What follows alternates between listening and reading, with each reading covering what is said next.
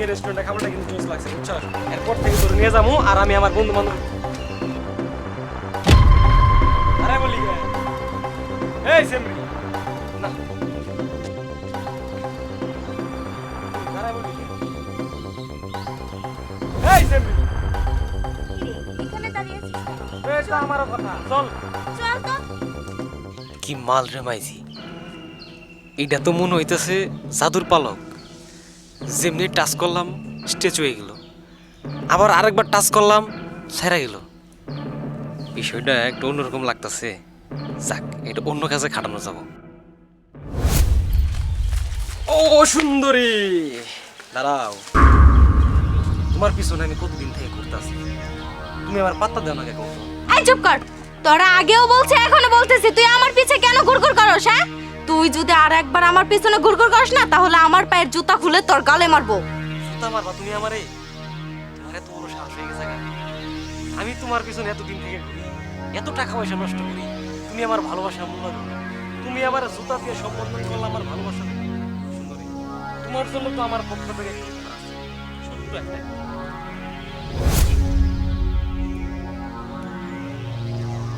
যাবা না এইবার কই যাবা আসো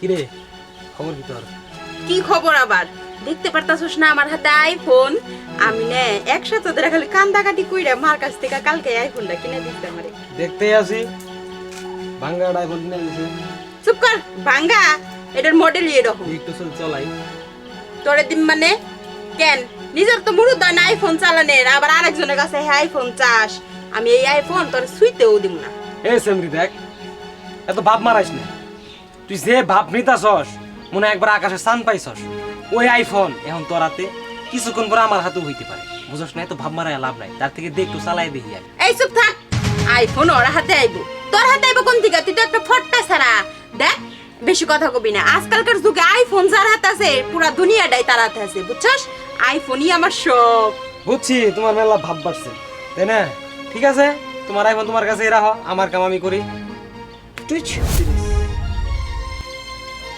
বেশি ভাব মারাইছিল আইফোন হয়েছে পৃথিবী পুরো পৃথিবীটা নেওয়ার হাত এখন নর পৃথিবীটা আমার হাত থাক সেমরি বেশি করে বইতা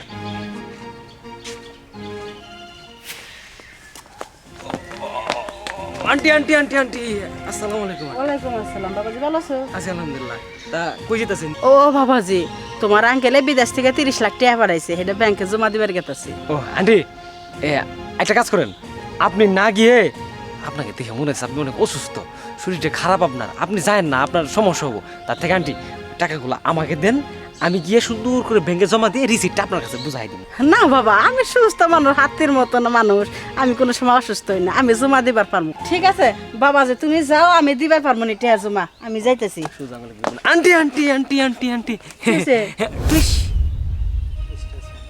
বেশি বুঝে খালি মহিলা মানুষ যে হাঁটু নিচে বুদ্ধি কইলাম আমি টাকাগুলো নিয়ে যাই দিব না পালাইছি যাই গে। কোথায় যাচ্ছ বাবাজি আন্টি আপনি ফ্রিজ অন নাই না আমি তো ফিরে যাই নাই কারণ ওই পালকটাই তো আমার আমি এই জাদুঘরের মালিক এই পালকটা যে তোমার একটা বাচ্চা মেয়ে দিয়েছিল না সব কিছুই আমার পেলাই ছিল আসলে কেউ অবসর নাই ওটা অবসর বান্ধব ছিল সবাই আসলে তোমাকে একটু যাচাই বাছাই করে আমার বেবিটাকে দেখাইলাম অন্ধের মতন করে তোমাকে বিশ্বাস করে এখন তো আমার বেবির চোখটা খুলে গেছে বাবাজি তোমার তো এই কুলো নাই এখন তো 1400 ঢুকতে হবে কোন পথে যাবা এটা আমাদের একটা প্ল্যান ছিল তোকে ধরার জন্য হ্যাঁ বুঝতে পেরেছ এখন এখানে কেন নিয়ে এসেছো মা এখানে নিয়ে এসেছি কারণ আছে আমি 100 বার কইতেছি ওই সারা হাতে তুই মিশিস না তান্ত্রিক ছেলেটা ভালো না চোর বাটপার অনেক মেয়েদের সাথে সম্পর্ক আছে তুমি এসব কি বলছো মা বারবার প্রত্যেকদিন এক কথা আমার ভালো লাগে না আমি বলতেছি যে তান্ত্রিক আমার বেস্ট ফ্রেন্ড তাছাড়া ওকে আমি অনেক বিশ্বাস করি ও খুব বিশ্বাস করস প্রমাণ দিমু তোর বেস্ট ফ্রেন্ড কতটুকু খারাপ আমি এসব বিশ্বাস করি না তোমার কথা এই গোনা হচ্ছে আমার লোক খালি আমি যেভাবে কইতাছি এইভাবে হন ব্যক্তি মাথা কান কর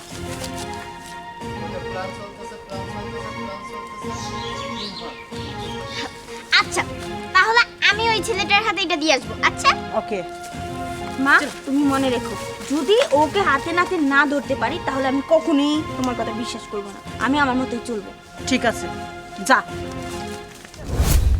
না এসব সব মিথ্যে। দিশা তুমি বিশ্বাস করো। বিশ্বাস করব? আমার মম একদম ঠিকই বলেছিল যে তোদের মতো আলতু ফালতু ছেলেদের সাথে না চলতে, কিন্তু আমি তো তোকে সবসময় আমার বেস্ট ফ্রেন্ড ভাবতাম, অনেক বিশ্বাস করতাম, তোকে বিশ্বাস করে সব সময় সব জায়গায় যেতাম। আর তুই তুই আমার সাথে বেইমানি করেছিস, তুই একটা চোর, তুই মিথ্যাবাদী, তুই প্রতারক। শেষ পর্যন্ত কি করতে চেয়েছিস? আমার মায়ের টাকার ব্যাগটা চুরি করে নিয়ে পালাতে চেয়েছিস। শোন, আজকে যদি আমার মা এই প্ল্যানটা না করতো তাহলে তোকে হাতে নাতে কখনোই ধরতে পারতাম না। তোকে বিশ্বাস করে করে তোর সাথে যে আমার জীবনটা নষ্ট করে ফেলেছি। মা আমাকে ঠিকই বলেছিল যে এইসব পোলাপানের সাথে মিশে নিজের ক্যারিয়ারটা নষ্ট করো না। আমি কখনো বিশ্বাস করিনি, কারণ তোকে তো আমি সব সময় আমার বেস্ট ফ্রেন্ড ভাবতাম।